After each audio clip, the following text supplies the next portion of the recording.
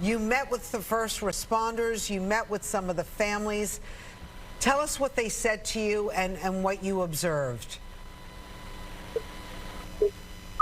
County Executive Steve Newhouse, the Orange County Sheriff, all of the members of the New York State Police, and so many others, the healthcare professionals up there, they saved kids' lives.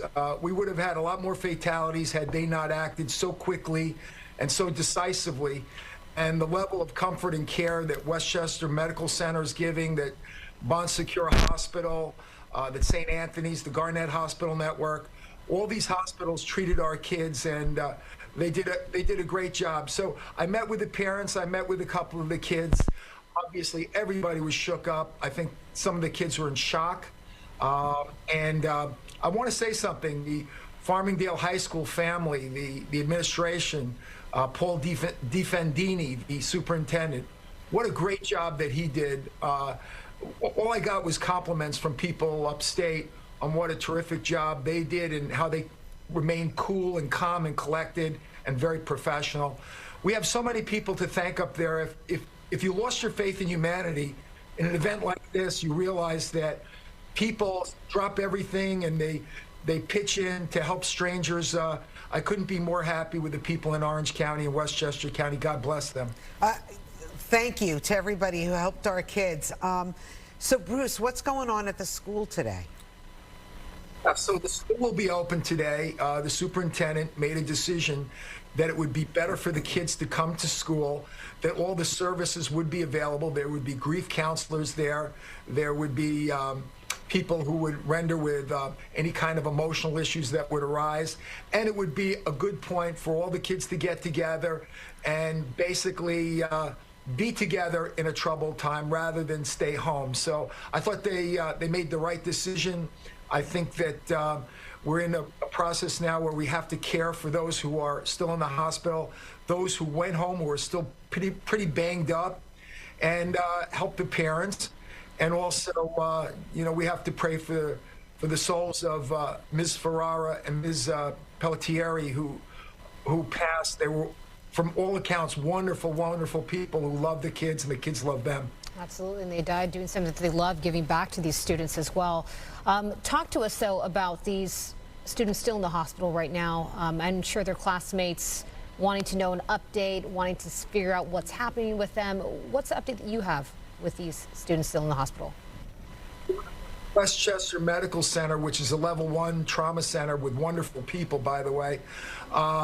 There were 5 patients in there. Well, actually, there were 6. One was being discharged, which is always good news.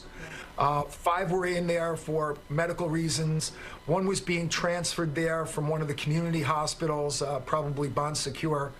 And so that meant there would be 6 there, and then they were bringing in some more. So we're waiting for an update this morning on how many patients are actually still in Westchester Medical Center. But if it wasn't for the quick action of the state police, the Orange County Sheriff's Department, and all the firefighters, EMTs, and healthcare professionals up there, we would have had a greater loss of life. God bless them. They did a wonderful job.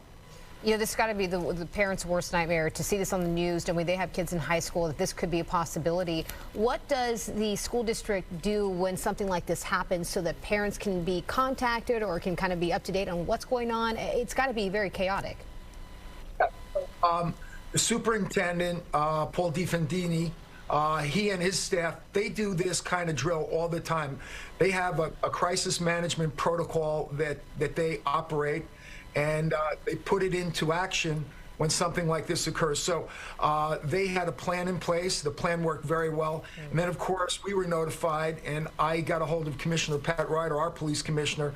We immediately sent our staff up there, Highway Patrol, Aviation, SIS, all mobilized to assist and help the folks upstate and to make sure that all the students were cared for, that the faculty administration was cared for, and that the parents would have transportation either there or back or whatever needs they had. We were there to make sure that everybody had what they need so that they could manage the situation comfortably.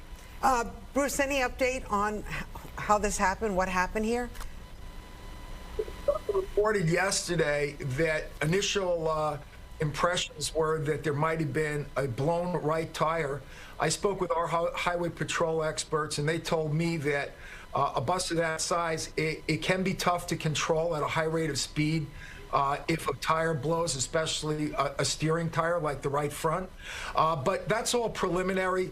The state police, the Orange County Sheriff's Department, and the NTSB are going to do a very, very thorough investigation, and we really have to await their report to make a positive determination as to actually what happened. But I do know that the bus rolled over a number of times.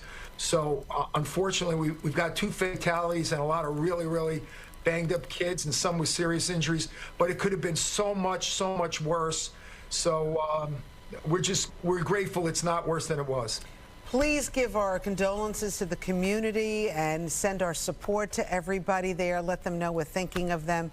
And if we're here if we can help in any way, Bruce Blakeman. Pray for the injured and for those families that are grieving right now. Thank you. God bless you all. All right, you too. Nassau County Executive Bruce Blakeman.